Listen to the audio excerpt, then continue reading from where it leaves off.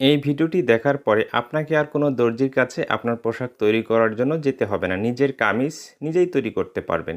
Kameez cutting করার জন্য আমাদের একটি সামনের পার্ট, একটি পিছনের পার্ট, এইভাবে দুইটি পার্ট আমরা সুন্দর করে বিছিয়ে রাখবো। রাখার পরে এই সাইড থেকে আপনি দেখবেন এরকম 4টি পার্ট হয়েছে। এইভাবে দুইটি পার্ট আমাদেরকে সুন্দর করে বিছিয়ে রাখতে হবে।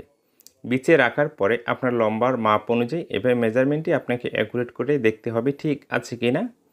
এরপরে কেচি দিয়ে আপনাকে যে কাজটি করতে হবে, এদিকে আঁকাবাঁকা থাকলে সমান করে কাটিং করে নিতে হবে।